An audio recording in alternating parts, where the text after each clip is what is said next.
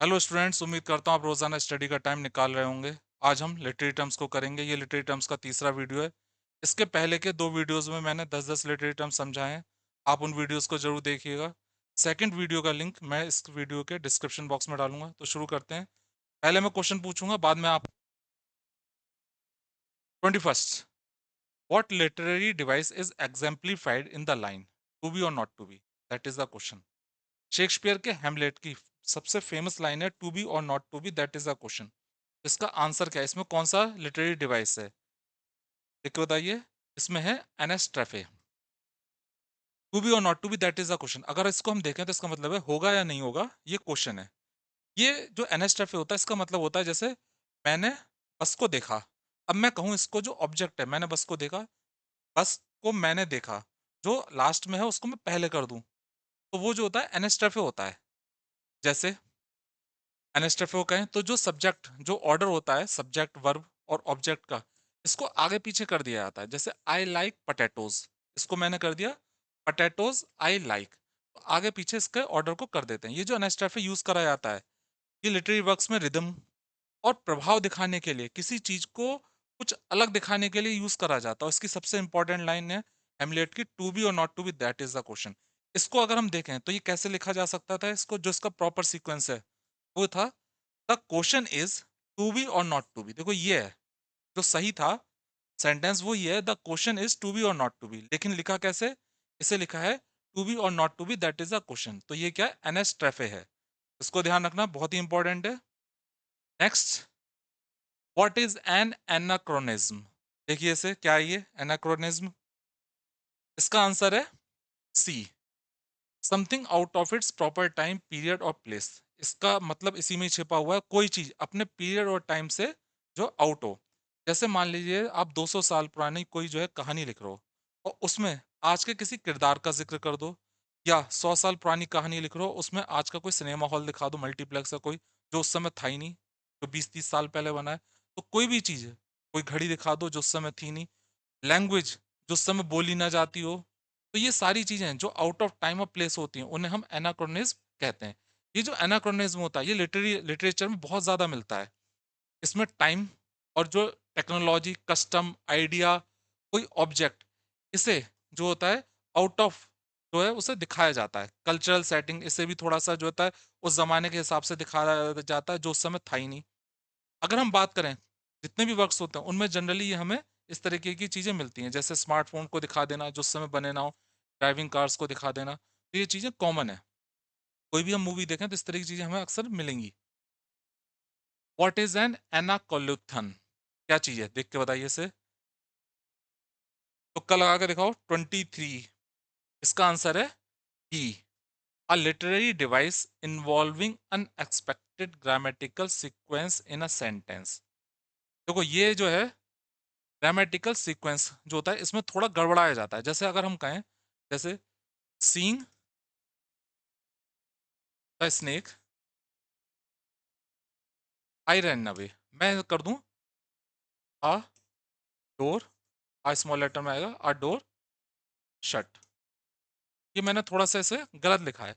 Seeing the snake I ran away ये होता। अब जो ये सीक्वेंस है जो ग्रामेटिकल है, ये बिल्कुल गलत है।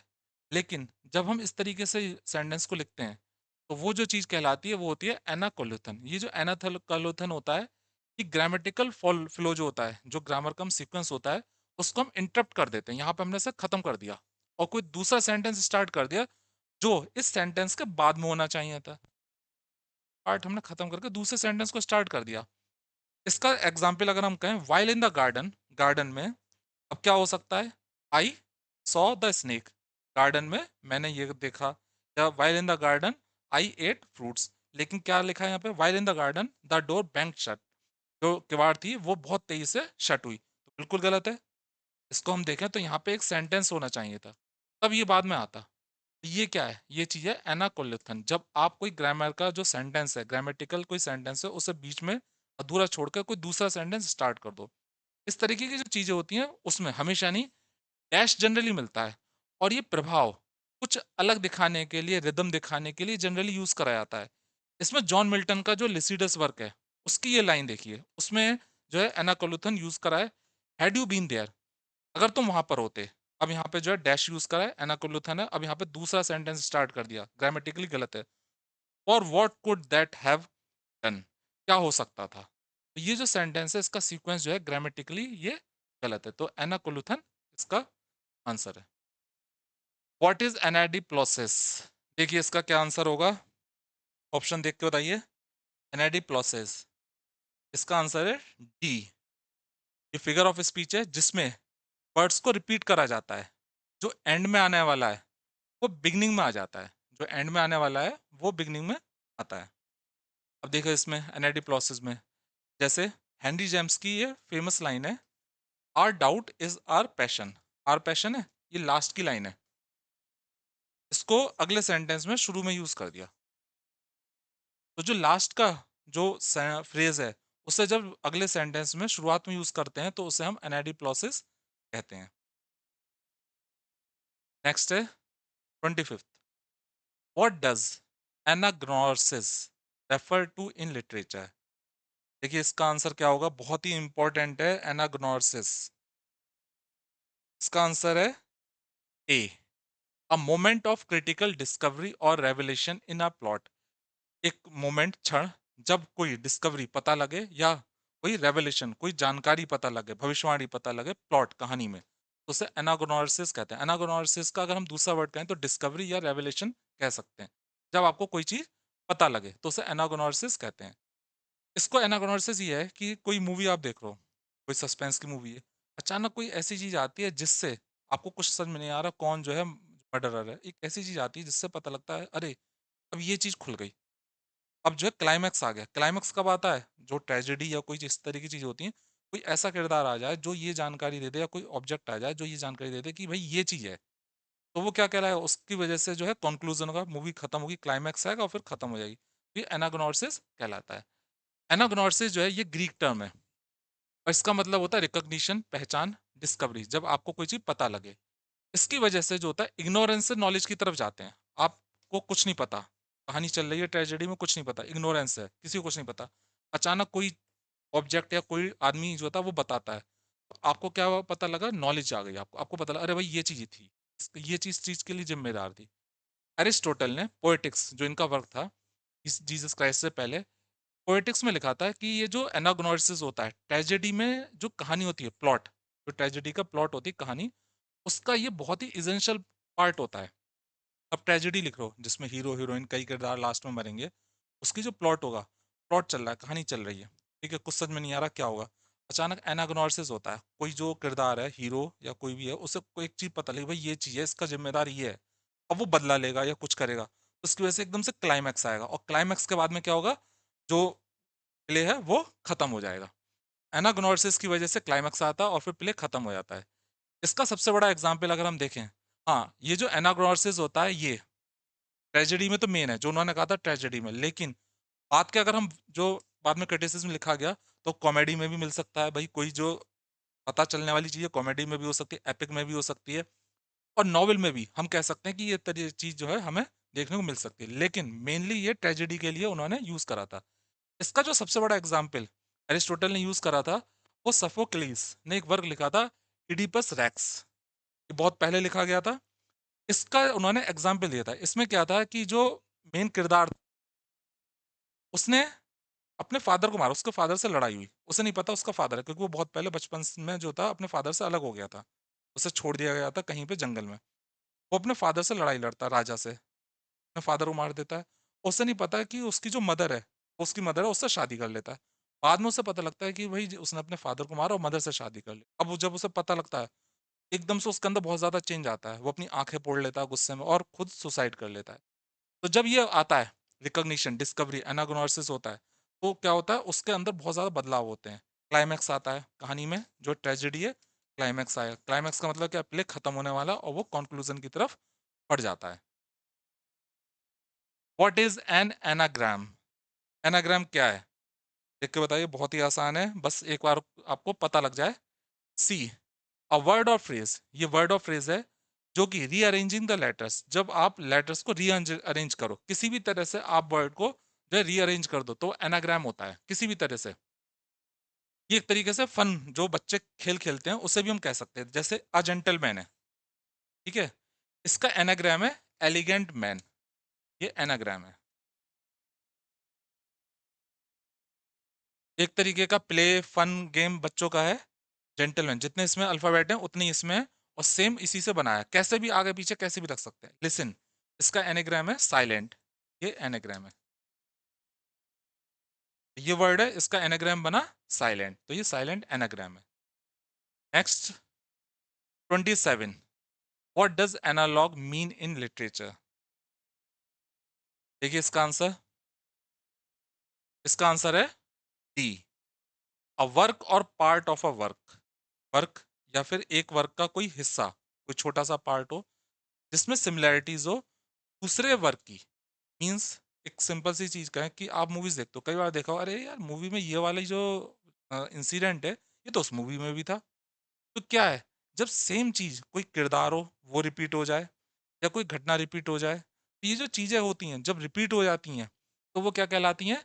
एनालॉग कहलाती हैं। और ये एनालॉग किस सेंस में होता है कि एक मूवी में कोई इंसिडेंट है जिसमें एक व्यक्ति है, उसने चोर को पकड़ा, कुछ एक तरीके का इंसिडेंट चल रहा है, ये जो इंसिडेंट था ये 20 साल पुरानी एक मूवी में शुरुआत में था, तो हम कहेंगे कि वो जो था वो एनालॉग है, ये एनालॉग है उस मूवी का।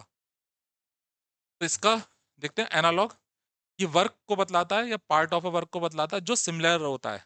थीम में, थीम में सिमिलर हो सकता है, स्ट्रक्चर में भी हो सकता है, कहानी सुनाने के तरीके में भी हो सकता है, या दूसरे जो चीजें हैं जैसे करेक्टर प्लॉट, जब कोई सेम हो दूसरे वर्क से तो उसमें हमें मिलता है। इसका सबसे बड़ा एग्जाम्पल हम कह सकते हैं Geoffrey Chaucer, father of English literature जिन्हें कहा जाता है। उन्होंने कैंटरबरी टेल्स लिखी थी, और कैंटरबरी टेल्स में कई सारी कहानियां जो ली थी वो उन्होंने जियोवनी बोccaccio जो राइटर थे इटली के, उनकी डेकामोरन से ली थी, और गावर के कन्फेशियो अमेंटिस से ली थी। तो हम कह सकते हैं कि जो इनका वर्क था वो क्या था, सारे वर्क से लिया था। तो सेम करेक्टर इंसिडेंट कोई भी चीज आप कहीं से लेते हो तो वो एनालॉग होता है। 28, what is N analogy in literature? भाई ये तो वर्ड हमें पता ही होना चाहिए, एनालॉजी कई बार यूज करा जाता है समझाने के लिए। जब हम समझाते हैं तो किसी चीज का एग्जाम्पल देकर समझाते हैं तो वो क्या होता है, एनालॉजी होता है। इसका आंसर है D, a comparison between things that have similar features. जब कंपैरिजन करा जाए जिनका सिमिलर फीचर्स हो, और प्रिंसिपल और आइडिया, या फिर कोई आइडिया प्रिंसिपल कोई भी चीज सेम हो, एनालॉजी। कंपैरिजन करा जाता है सिमिलर फीचर्स का किसी प्रिंसिपल या किसी आइडिया, किसी भी चीज को एक्सप्लेन करने के लिए यूज करा जाता है एनालॉजी को। इसके लिए हम जो है मेटाफर और सिमिली का यूज करते हैं। मेटाफर और सिमिली का यूज करके ही हम समझाएंगे किसी चीज को। जैसे मान लिया टीचर को समझाना है कि हार्ट जो है वो कैसे वर्क करता है।